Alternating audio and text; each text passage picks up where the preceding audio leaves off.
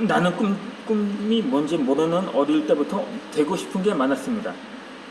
꿈은 꾸기만 하면 되는 건지 아니면 현실에서 실현되어야만 꿈이라고 하는 건지 진지하게 생각하기도 전부터 꿈을 꿨던 것 같습니다. 초등학교 때는 꿀벌 마야의 모험을 읽으면서 섬세하고 디테일한 감수성을 글로 표현하는 작가의 삶을 동경하는 꿈, 멋진 턱시도를 차려입고 관중을 사로잡는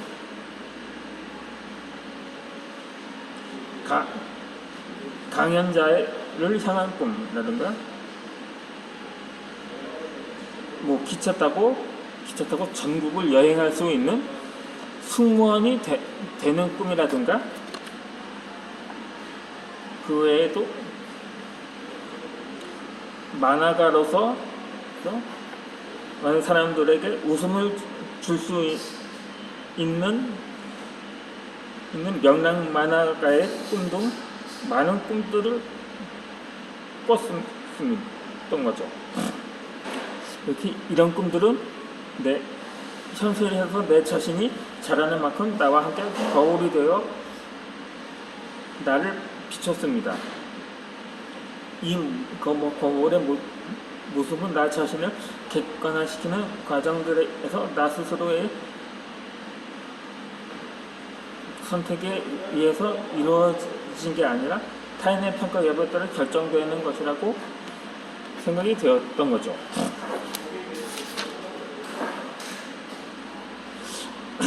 아마 내 자신이 단단한 자아를 가지지 못한 이유에서 기이는 것으로 추측이 됩니다. 여기서 말하는 자아는 거울 자아를 말합니다. 거울 자아란 다른 사람들이 자신을 바라보는 모습, 즉 다른 사람들이 기대한다고 생각하는 나의 모습 일부분을 흡수하여 나의 자아상을 형성해가는 것을 말합니다. 흔히 다른 사람들은 외모가 잘나니 못나니 태도나 행동이 불량하지 않니 라든가 성격이 좋니 좋지 않니 등의 일상에서 무의미하게 내뱉는 말들을 통해 거울 자아가 형성됩니다. 어릴 때부터 나는 주변 특히 가족들의 눈치를 많이 보면서 나 스스로의 자아상을 만들었습니다. 가족들 중에서 특히 많은 형제들 틈에서 살아남기 위해 미움은 받을 짓은 되도록 하지 않으려고 애를 쓰는 거죠. 학교에서 보면 출석부를 통해 이름을 불러야 하지만 있는지 없는지를 알 수 있는 존재감 없는 사람처럼 집에서도 나는 존재감이 별로 없는 아이였습니다. 어쩌면 어려서부터 존재감 없이 주변인들의 평가와 인정에 목말라 했던 것은 내 자신이 이 자아에 대한 올바른 이해 없이 흐르면 흐르는 대로 나 스스로를 무방비 상태로 노출시켜서 그랬던 게 아닌가 싶습니다. 자라면서 긴 시간을 보냈던 과정, 학교의 잘못된 거울, 사회, 구조적인 연결고리의 부재로 인해 나는 제대로 된 자아가 형성되기도 전에 거울 자아에 매몰된 삶을 살아가도록 강연당했던 것 같습니다. 초등학교 4학년 때 학교 100일장 대회에서 글짓기 부분에서 최우수상을 받은 적이 있습니다.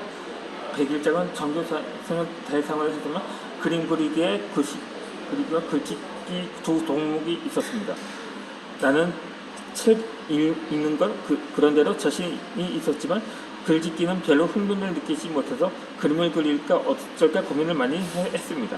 그런데 초등학교 3학년 때 학교 대표로 그림 분야에서 전국 대회에 나가기 위해 열심히 방공 포스터를 연습했던 적이 있습니다. 그런데 대회를 며칠 앞두고 장마로 인해 학교 운동장이며 집이 물에 잠기면서 대회 출전을 포기했습니다. 그때 기억 때문인지 그림 그리기는 썩 마음이 내키지 않았던 거죠. 그 대신 책 읽는 건 해볼만 하다는 생각에 글짓기를 선택했습니다. 대회 당일날 서둘러 글짓기를 마무리하고 제출했습니다. 그런데 깐깐하고 무섭기로 유명했던 담임 선생님이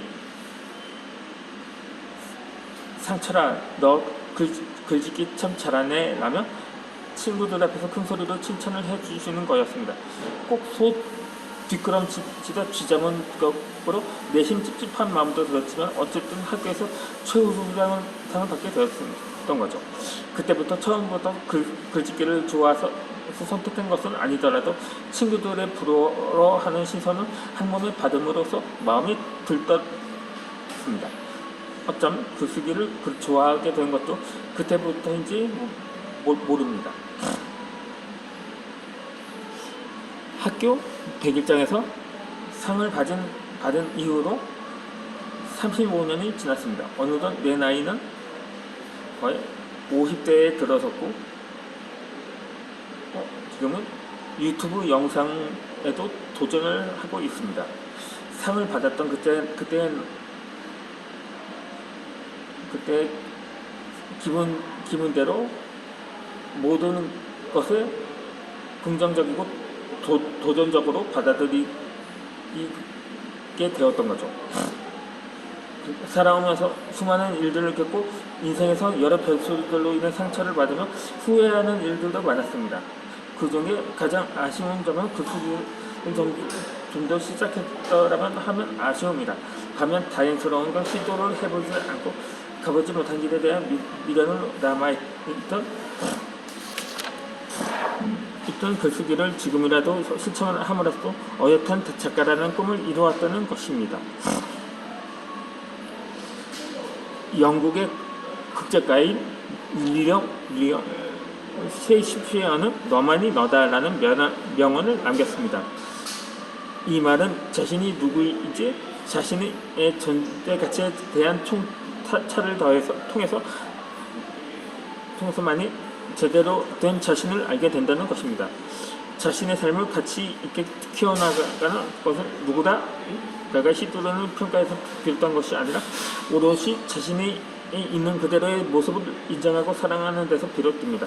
즉 자신의 존재 가치, 존재감을 깨닫는 것을 말하는 거죠. 존재감이라는 것은 자존감과 비슷한 말입니다. 자존감이 낮은 사람들은 대부분이 자신의 장점보다는 단점에만 집착해서 타인의 시선에 민감하게 반응함으로써 타인에 대한 지대한 영향을 받습니다. 상대방의 사소한 행동이나 말 한마디에도 의미 부여를 지나치게 하고 상황 자체를 부정적으로 인식함으로써 괴로워하는 경우도 많습니다. 또한 이런 타인의 평가에 대한 두려움은 자기 비하를 만들어 스스로 상처를 입히기도 합니다. 자존감은 개인의 행복 지수를 결정하는 데도 중요한 요인으로 작용합니다.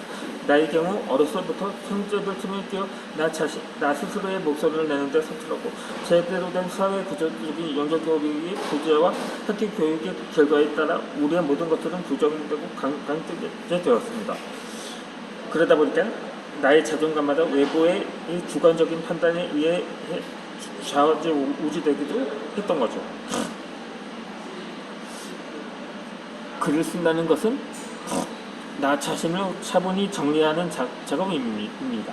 글을 쓰다 보면 살아왔던 날들을 되돌아보면 반성하는 시간을 갖게 되기도 합니다. 그 과정들을 통해서 과거에 누적된 채 펑크라지고 벌어진 감정의 찌꺼기들을 정리하기도 합니다. 어떨 때는 글을 쓰다가 혼자 좋아서 막 웃기도 하고 힘들거나 아팠던 경험들을 이야기할 때는 상처받은 가슴에 분수처럼 눈물이 솟구치기도 합니다. 글쓰기는 이런 다양한 경험들을 글로 녹여내는 과정을 통해 내면에 남아있는 헝클어진 감정들의 찌꺼기를 일정 부분 해소하게 합니다. 또한 감정의 카타르시스를 느끼기도 합니다. 내 속에 남겨진 오래된 감정의 찌꺼기들을 객관성을 띈 글로 옮기는 순간 감추고 싶었던 부끄러운 감정들은 어느새 극단적인 사실로 되살아났습니다. 자신을 객관화시키는 글쓰기 과정을 통해 주관적인 감정에서 벗어난 객관적인 시각으로 바라볼 수 있는 마음의 여유도 생겼습니다. 글을 쓰게 됨으로 또 비로소 내가 어떤 사람인지 알게 되었고 타인의 시선에서 벗어나 홀가분하게 나 자신을 되돌아보는 계기가 되었습니다. 글로 읽는 것도 물론 중요하지만 우선 자신에 대한 깊은 이해를 위해서 다량의 책을 읽기보다는 조금이라도 글을 쓰는 것을 추천하고 싶습니다.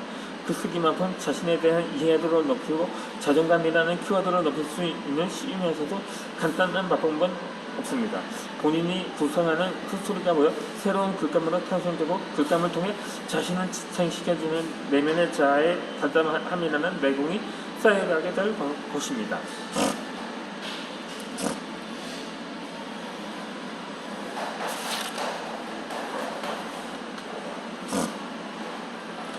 글쓰기를 통해 스스로 성장하는 만큼 꿈들도 함께 성장합니다.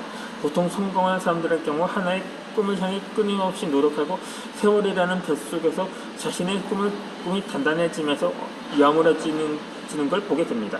하지만 그렇게 특별하지 않은 보통의 사람들에게도 꿈은 한 가지만 아니라 꿈을 많이 가지고 있어야 한 가지의 꿈을 포기하더라도 다른 꿈을 향해 나아갈 수 있게 됩니다.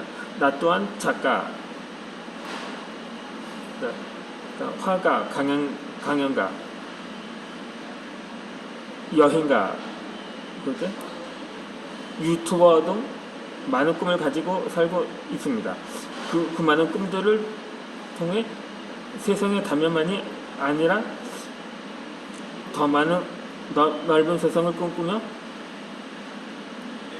삶의 통찰을 얻고자 노력하고 있죠. 언론 머스크는 미래를 예측하는 최고의 방법은 미래를 만드는 것이라는 말을 했습니다.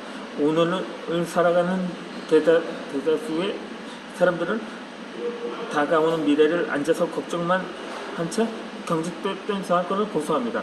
이전에도 그래왔지만 우리의 미래는 지금 이 순간 어떤 선택을 하느냐에 따라 우리 스스로가 좀 더 창조적이고 힘찬 앞날을 만들 수도 있고 그렇지 못하고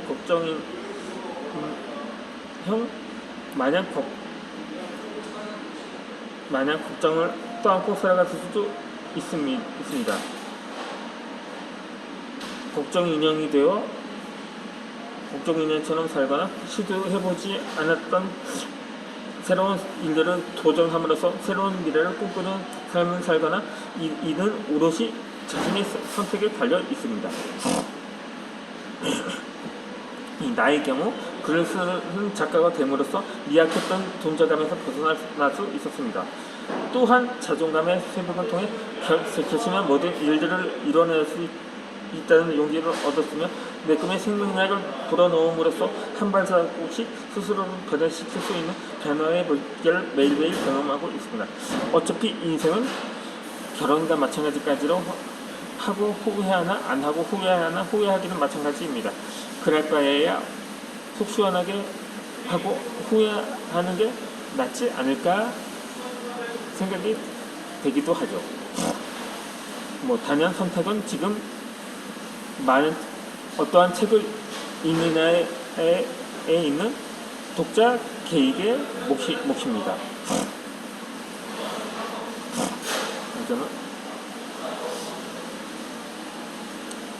이어서 영상을 올려드리도록 하겠습니다. 이번에 주제는 오늘이 마지막 주제가 될 것 같습니다. 그래서 나머지를 설명해 드리고 영상을 마치겠습니다.